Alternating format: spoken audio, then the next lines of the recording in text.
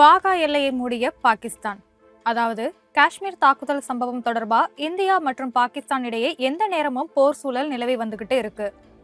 இந்த நிலையில இரு நாடுகளையும் சாலை மார்க்கமா இணைக்கிற அட்டாரி மற்றும் வாகா எல்லைய பாகிஸ்தான் திடீர்னு எந்தவித முன்னறிவிப்பும் இல்லாம மூடிடுச்சு. இதனால இந்தியாவில இருந்து தங்களோட சொந்த நாட்டுக்கே போக முடியாம பாகிஸ்தானியர்கள் இங்கேயே தவிச்சுக்கிட்டு இருக்காங்க. பாகிஸ்தான் மக்கள் எல்லையில என்ன செய்யறது அப்படின்னே தெரியாம எல்லை சோதனை சாவடி பகுதியிலே முடங்கி இருக்காங்க. இந்தியாவில இருந்து பாகிஸ்தானியர்கள் வெளியேற மத்திய அரசு அவகாசம் கொடுத்திருந்தாலும் அந்த நிலையிலையும் அதற்கு நேர் எதிரா பாகிஸ்தானோட தன்னோட எல்லை சோதனை சாவடி கதவை திடீர்னு மூடின சம்பவம் பாகிஸ்தான் மக்களுக்கே பெரும் அதிர்ச்சியையும் ஆத்திரத்தையும் உண்டாக்கி இருக்கு. பாகிஸ்தானோட இந்த நிலைப்பாட்டுக்கு என்ன காரணம், எதனால இந்த நடவடிக்கையை பாகிஸ்தான் மேற்கொண்டது அப்படிங்கறத பத்தி பார்க்கலாம் வாங்க. அந்த நாட்டுக்கு போக இந்தியா அனுமதி அளிச்சும் எல்லை மூடப்பட்டதனால தாய்நாடு திரும்ப முடியாம பல பாகிஸ்தான் மக்கள் இங்கேயே சிக்கி தவிக்கிறாங்க.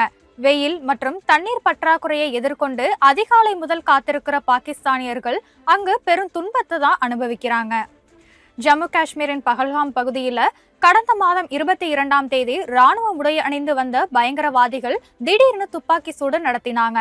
குறிப்பா இந்தியர்களை மட்டுமே குறிவச்சு தாக்கப்பட்ட இந்த சம்பவத்துல 26 அப்பாவி பொதுமக்கள் உயிரிழந்தாங்க. பல பேர் இதனால காயங்களும் அடைஞ்சாங்க. நாடு முழுவதும் பெரும் அதிர்ச்சியை ஏற்படுத்தின இந்த சம்பவம் அதனை தொடர்ந்து இந்தியா பல்வேறு அதிரடி நடவடிக்கைகளையும் மேற்கொண்டது.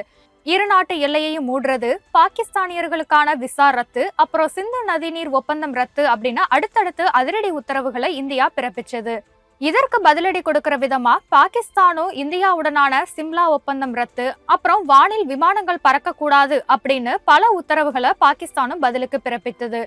இந்தியாவுல பல்வேறு காரணங்களுக்காக தங்கி இருக்கிற பாகிஸ்தானியர்களால குறுகிய அவகாசம் காரணமா உடனே வெளியேற முடியல. மருத்துவ தேவை, படிப்பு அப்படின்னு பல தேவைகளுக்காக இந்தியா வந்த பாகிஸ்தானியர்கள் கடும் நெருக்கடிகளுக்கு மத்தியில தங்களோட சொந்த நாட்டு, அதாவது தன்னோட தாய்நாடு திரும்ப முயற்சியை மேற்கொண்டுதான் வர்றாங்க.